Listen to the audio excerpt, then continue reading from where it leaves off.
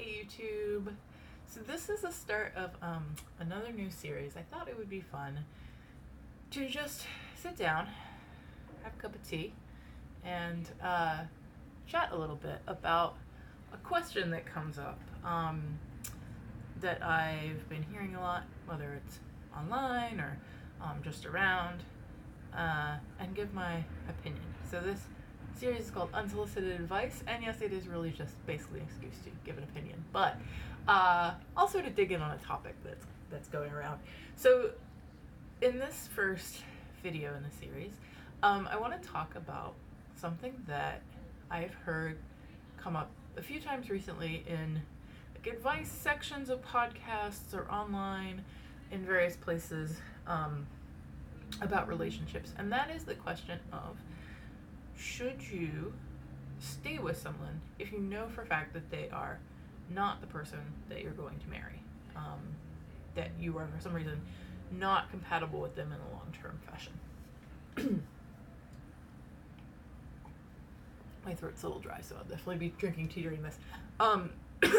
So I will start by disclosing my biases up front, in case this is your first time on the channel or you haven't seen my videos about it. So I am personally polyamorous. I am also solo polyam, which meaning I don't have a primary partner or a nesting partner. I don't have an interest in sort of framing my life around a particular person, and I'm personally really not a fan of the institution of marriage. So I'll put all that up front.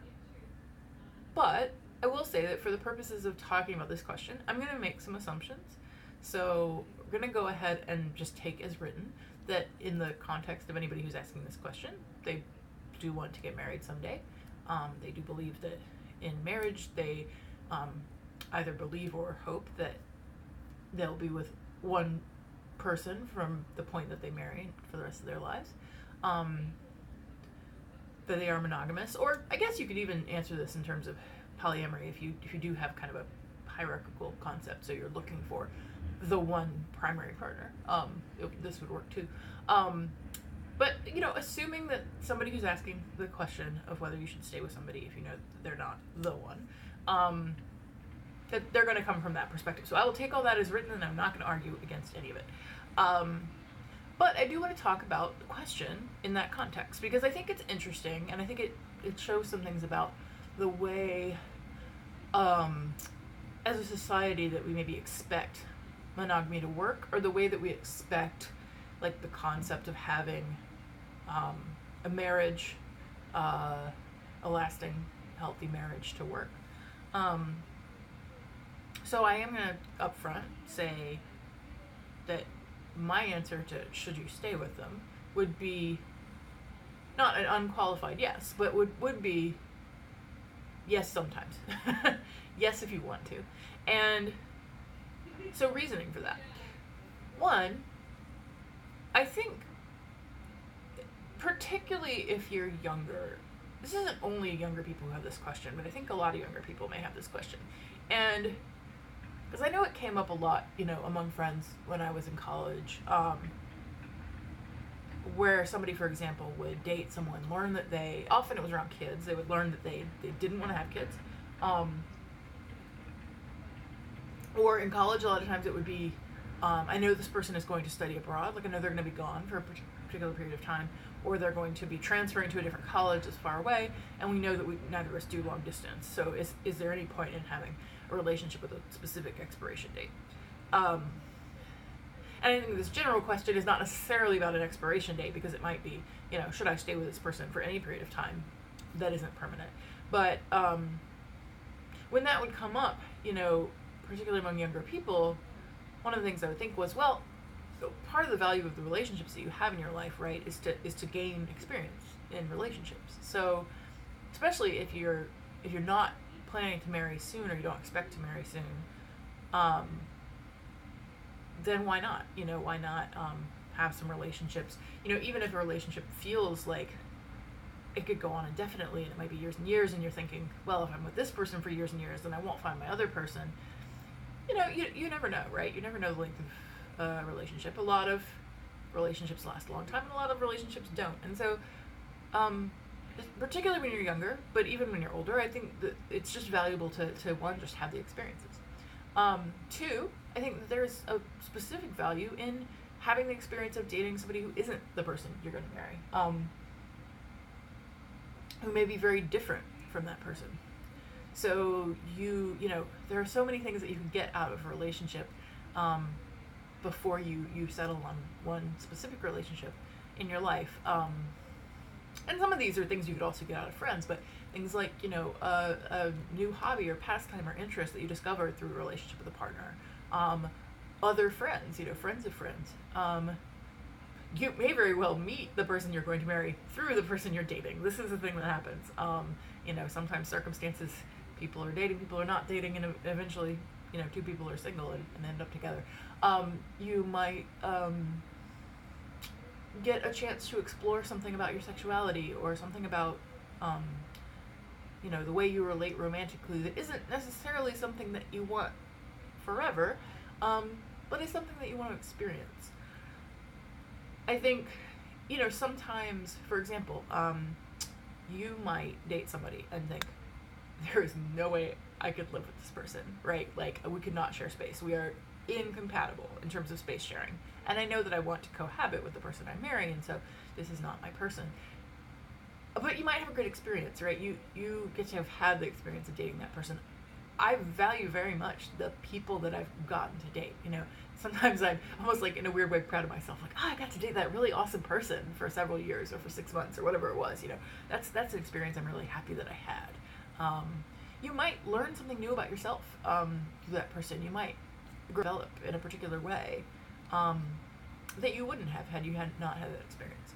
So number 2 is just really, you know, getting the opportunity to have experiences through romantic relationships other than the one that you end up in permanently. I think this is maybe number 3. This is sort of a corollary to the first one, but you know, so I mentioned like just the general, like having more relationship experiences before you commit to one person, but I think there's also specifically something around learning specific things that you would need, that you might need to have a great marriage. So some examples of that might be, and sometimes, by the way, they might be having the shitty experiences to have the good ones. That's not to say that you should stay with somebody that you're not enjoying or you're not having fun with or you know, you're not interested in, certainly not. But for example, like you might have difficulties in communication in your first 3 relationships because you are learning how to communicate, and those experiences can be invaluable to your marriage ultimately. You know, I think so many times, like when we describe what we're wanting in a relationship, we're sometimes also describing things that we have learned that we either do not want or do want based on our past experiences. You know, or even just, yeah, I mean, even just the way we communicate and the way we talk with somebody can be very informed by examples of where it didn't work very well or where it did work very well. So if you, you know, are enjoying dating someone and you're in a relationship and maybe you, you know, one of the things about that person is that they tend to be very closed off and reserved, and it takes a lot of work to get a straight answer out of them. And that might be, but it might not be a reason that you want to break up with them immediately. But going through that experience and learning how to communicate in that way can either make you better at communicating if you do end up in another relationship like that, or can tell you that that's a deal breaker for you and that you need people who are comfortable and open communicators, and that's just something that is important to you. You know, there's a lot of things that I think you might want in a marriage partner if you're looking in your late 20s or early 30s, that you would have had no idea in your late teens or early 20s, that you would have not even known to look for, that you would not even known to avoid.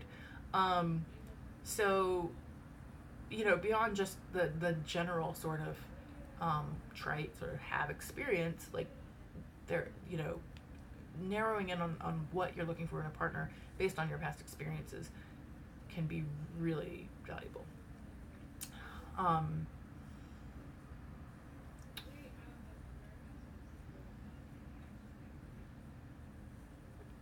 I think another thing that's going to be a little like, so fourth point, which is a little more meta or like high level.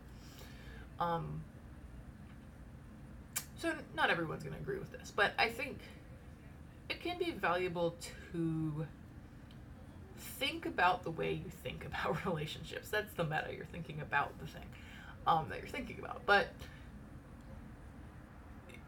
I think the default can, for a lot of us, when we're growing up and learning about relationships, can be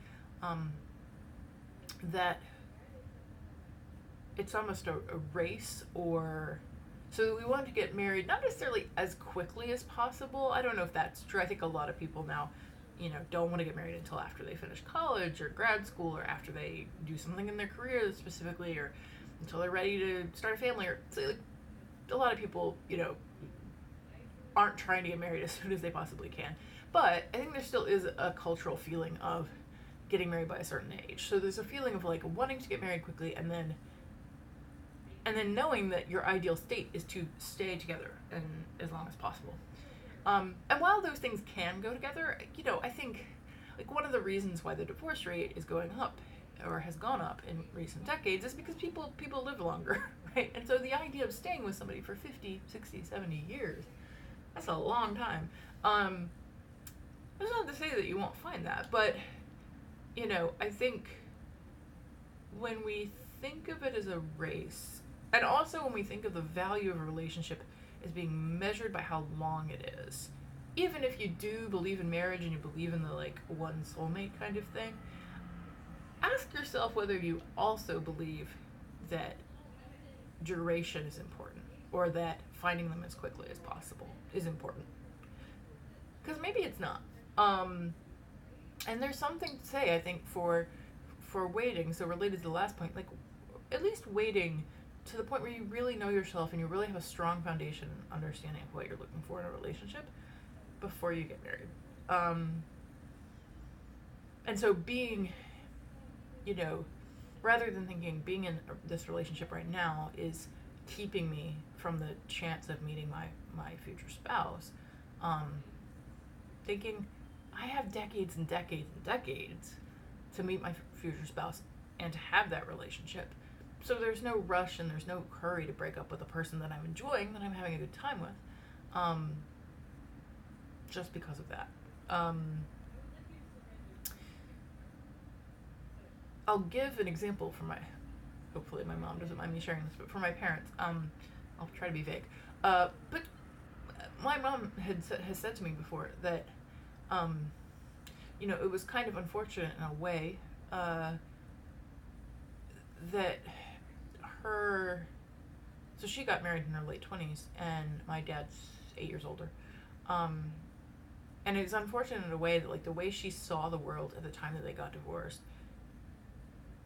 that 10 years later, she saw the world a different way, and more like the way my dad saw the world. And that in some ways, like, I don't know, I mean, if the point is necessarily not getting divorced or not getting married until later or whatever, but like it's just an example of how,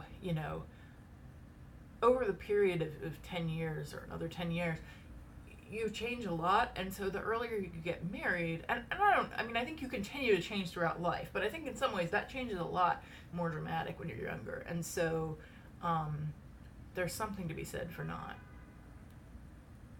doing it when you're still at a place where you're really forming your ideas of the world.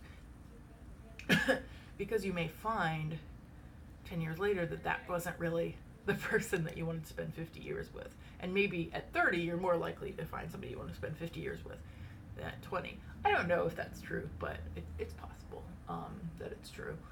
And then I guess the last point I'll make, which is again related, is that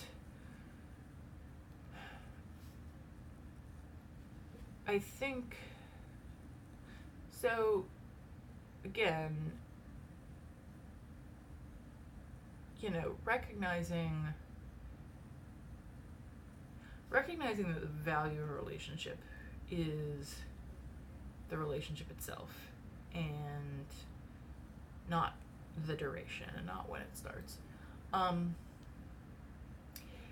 I don't think it's usually very helpful to have this idea of like your one soulmate out there that you might miss if you're doing something else.